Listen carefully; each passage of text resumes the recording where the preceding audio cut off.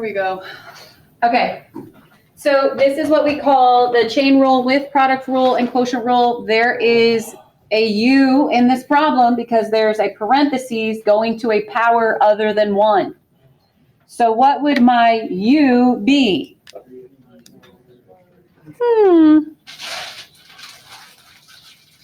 3x minus 1 over x squared plus 3. So this entire thing inside the parenthesis is your u cubed. Okay? But you have to take the derivative of this, which means you have to use the quotient rule. So if you remember, the quotient rule says denominator times derivative of the numerator, which is 3, minus the numerator times the derivative of the denominator, all over the denominator squared. And then we got to clean this up. So I'm going to distribute 3x squared plus 9, and I'm going to distribute a negative 2x. So that'll be negative 6x squared plus 2x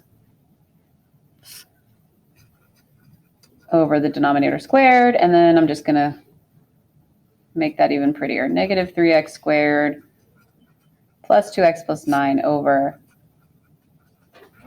x squared plus 3x squared. Now here's the problem that comes with many calculus students. You've done all this derivative work on the side and you're like, oh, I'm done. But you're not, because all you did was take the derivative of the u. You have to go back over here and take the derivative of this. What is the derivative of u cubed? 3u squared times the chain.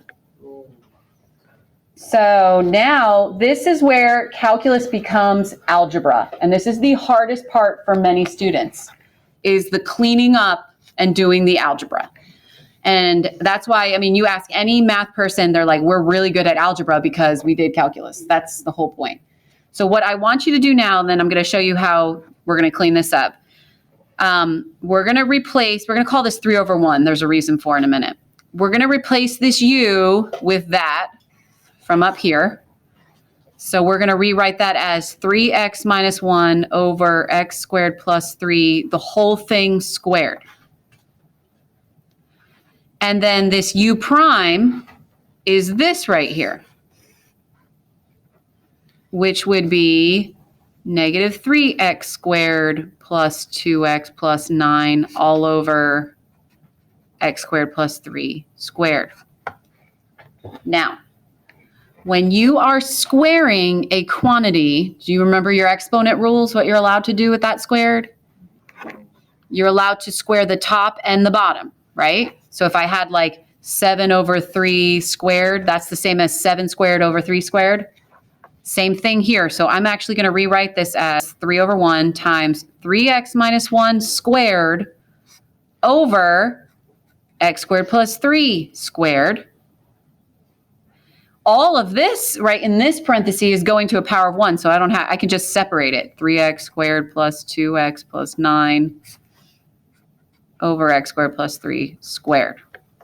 Now, are you going to be doing a lot of foiling? Oh no, I won't make you. I want it left in what's more of a factored form, but a cleaned up factored form. So here's what I mean. When you're multiplying, you can multiply straight across. So if I have an x squared plus 3 squared and another x squared plus 3 squared, how many of those do I have?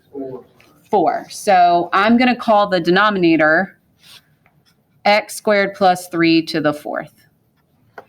This on top, this is where a lot of students get wrong, and please don't get this wrong. Can that 3 distribute into this or into that one? Into the first one or into the second one? Why the second and not the first? Because it's squared. You cannot distribute into a squared unless you FOILed it out. Did you all hear what I said? So if you had done all this work and got 3 goes into here, you'd be wrong. The whole problem would be wrong. On my test, I'd probably give you partial credit, but you'd be wrong. And so we don't want to do that.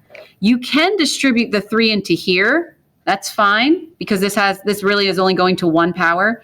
But honestly, I would just actually leave it everything alone. And then call it done. Really what I'm looking for is that denominator to be to the 4th power. And that, my friends, is what an SPCC question will be like on your final exam, that one. I mean, there's easier ones, but definitely have one like that. Isn't that fun? You look like a genius when you show your mom and dad this, by the way. Show mom and dad. All right, and we got one more to do, because any more than 2, you would not like me.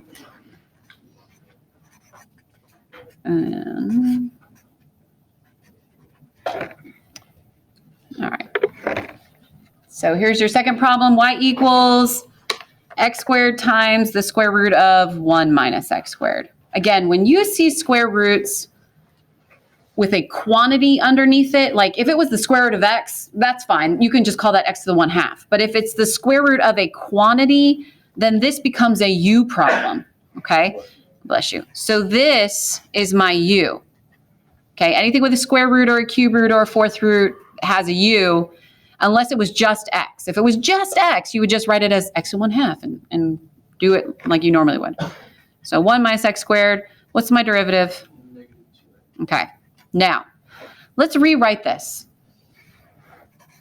This is x squared, just leave it as x squared, but this is really u to the 1/2. Would you agree? Okay, when you get x's mixed with u's, you have to do, well, and you're multiplying them, you have to do a product rule. And anytime you take the derivative of the u, you attach the chain. Well, what about the derivative of the x? No. Anytime you take the derivative of the u, you attach the chain. Okay?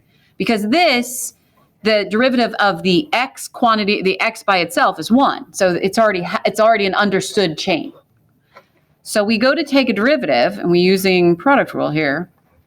And this was similar to what we did yesterday. That's why I made you do yesterday's assignment. So it would go like this. It would say first, the x squared, times, what's the derivative of u to the 1/2? 1/2 u to the negative 1/2. Attach the chain for the u. Anytime you have a u, attach the chain. First times derivative of the second with its chain, plus the second times, what's the derivative of the first? 2x. Don't attach a chain there because it's already an understood 1. So don't worry about that one. So now, okay, I'm going to now replace this u and this u prime and this u with what I have up here. So I'm just going to rewrite it. And it's going to look messy, but we're going to clean it up.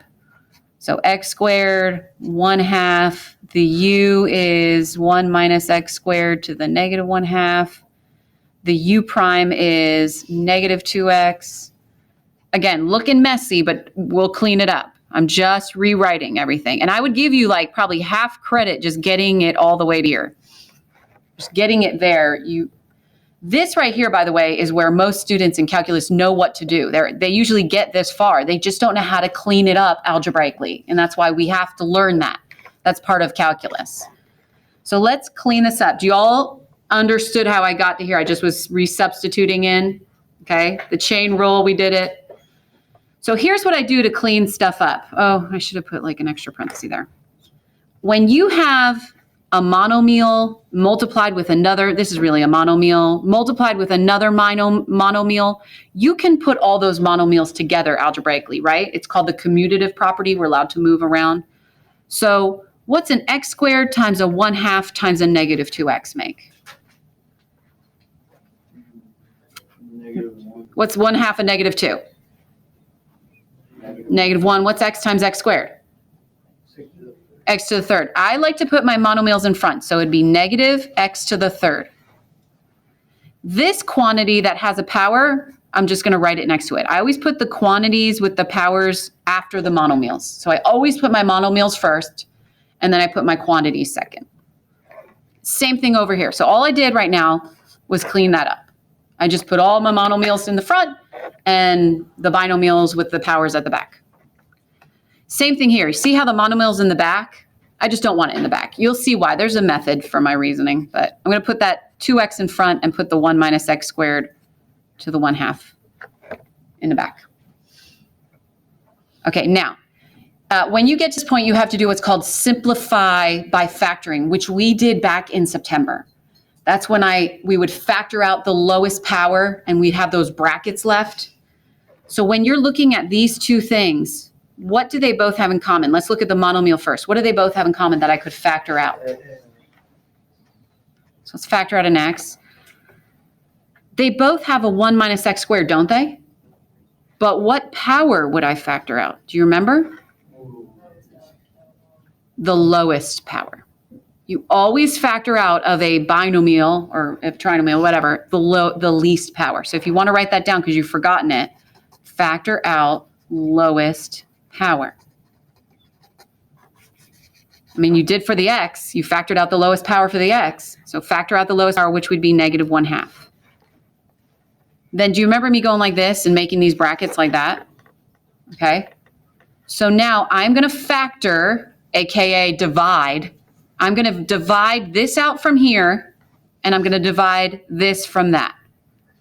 So let's factor out an x from a negative x cubed. What would I be left with? Negative x squared. Let's factor out a 1 minus x squared to the negative 1/2 from a 1 minus x squared to the, well, that's just 1. So done. Bye-bye. Plus. Let's take out an x from a 2x. That would be 2. What do you do here if you're factoring out a 1 minus x squared to the negative 1/2 from a 1 minus x squared to a positive 1/2? Do you remember what to do with these powers? You subtract, you do 1/2 minus a negative 1/2, which becomes 1. Remember, it always became 1, or it always became a whole number. So I have one of these quantities. You could put a little 1 here if you want to, but you don't have to. And now, I know it seems crazy, but we're almost done. So distribute in, and you would get, 2 minus 2x squared. So this would be negative 3x squared plus a 2 right here. Where does that binomial belong? Where does that go? If it's to the negative 1/2. Elevator pass, y'all. 1 minus x squared to the positive 1/2. Where does that x go? Top. That is the simplified version that you would have to do. Like, you can distribute the x into here since there's no power, but you can leave it in a factored form is actually probably much better for me. And that is how tonight's 5 problems will go. Page 138 from the old book, it's on LMS. You're going to do 50, 54, 60, 62, and 64. This is not due until Monday. We'll go over it on Monday. Speaking of the study guide for the midterm, I have it. I just haven't made copies of it. If you have time to stop by tomorrow, I'll have copies of it. If not, it'll be uploaded to LMS so you can practice that. It's 50 questions. You have an hour and 5 minutes to take it. So you want to practice doing that. You can make note cards. How many chapters do we have? 4? No, 3. You may have 3 note cards front and back. You may also have your unit circle. There are some very simple, quick questions on I keep saying final, on the midterm. It'll be like, what's the sign of pi over 3? So some easy ones. But then there are some ones where I wouldn't even say, I'm not even giving you this. I am giving you ones like what you had on yesterday's worksheet, but like the number 1 where it was like x squared plus 5 to the 5th, and so a chain rule like that. Yes. Will we be able to finish in an hour? If we can't, can we stay after? You can stay after. I'm thinking you should. I mean, I took it and it took me 20 minutes. So usually I double it and then I add like an extra 10 and I'm like, it should take you like 50. Yeah, because again, I'm pretty fast at this. I've been doing this for a while. So, and plus I was the one making the test. So I kind of know what I want my problem to be picking. So if I double it, you should be able to. If you don't, you can come to me and take it. I was going to give you less questions, but I feel like then that's I don't know, you're going to have more points off. You know what I'm saying? 50 means you get 1 wrong, you're at a 98. You get 2 wrong, you're at a 96. So, I mean, they're not going to kill you if you're like, that's a long, problem right there. I'm just going to mark it wrong kind of thing. At least you still have a 98. So, all right. That's it. I'm still recording. Well, that's good for our people who need to know that. people who need to know. And then the second one.